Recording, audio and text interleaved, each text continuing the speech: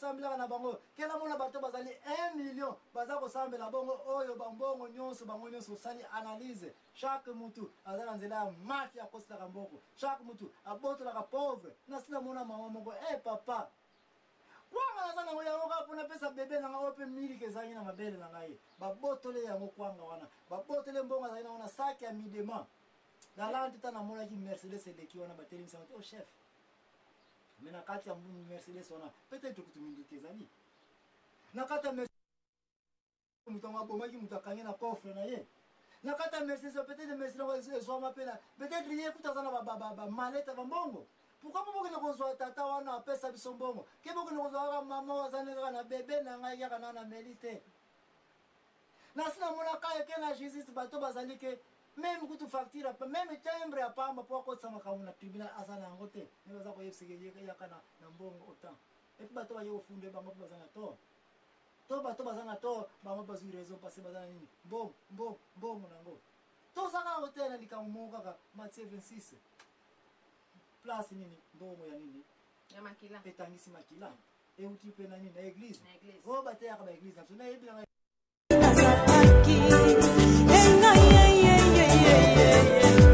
soki na kanisi bipai osuwangani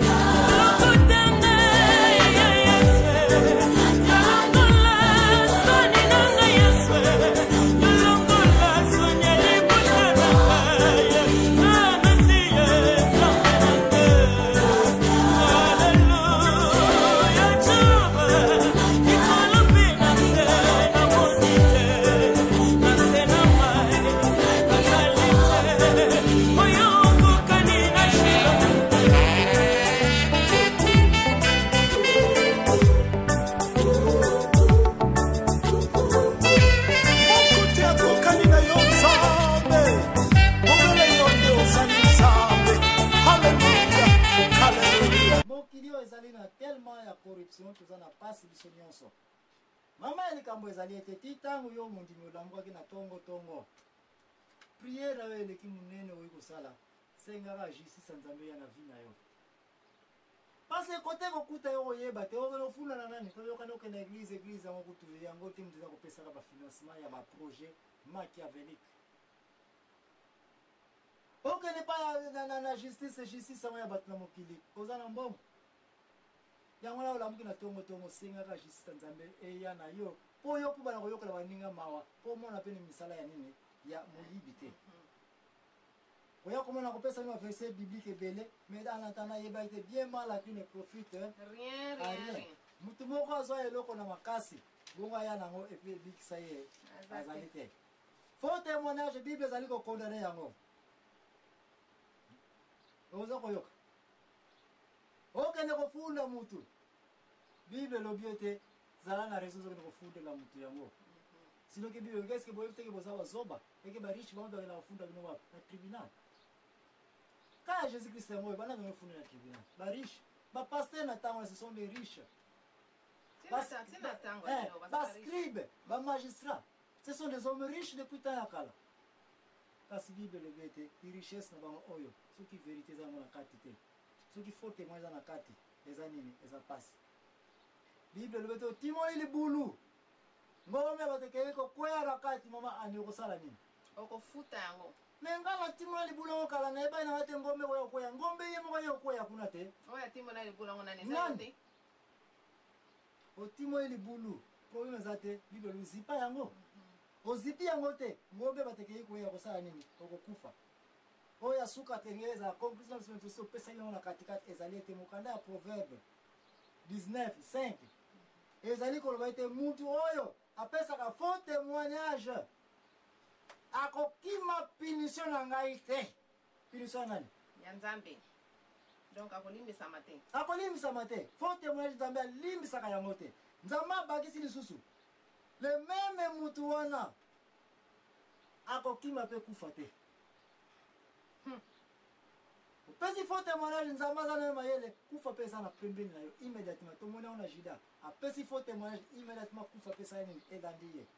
ya proverbe 6 tolobelaki yango deja ete bamakambo 6 nzambe azali koboya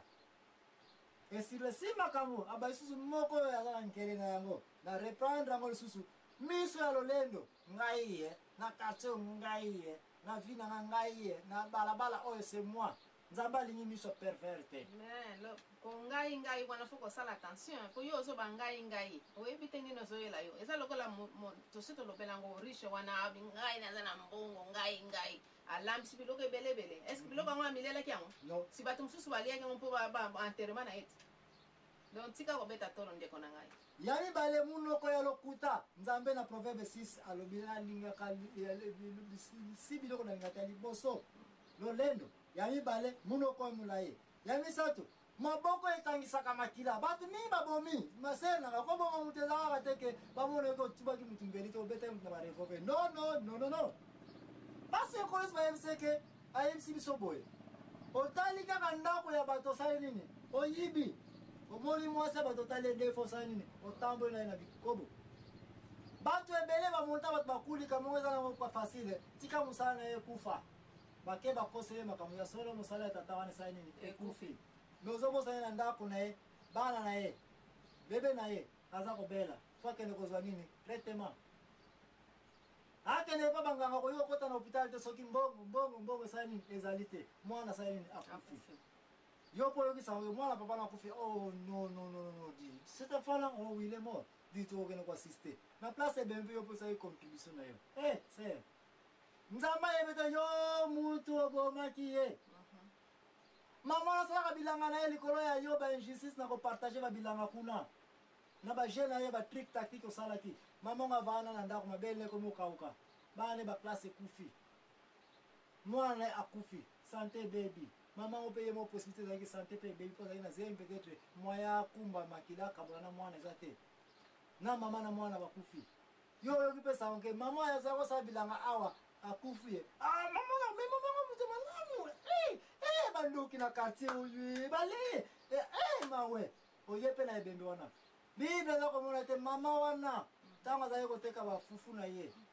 masango na ye nguba na ye estika ezala nini propre mais soki eza makila yo paster yo prêtre yo évangéliste yo monseigneur yo abe soki oyebi kocontrole source ya mbongo bamindimba eza kotiaka na mbango te bombe siko bango bakoyeba pe ndenge nini koma bakoyebela fo bayebisaka yango clairement na bamindimi na kati ya eglise ke soki oza na misala oyo ezali kobendaka yo ke ozwa mbongo na nzela oyo ezali ke eza ya makila corruption koya na mbongo yango te na eglise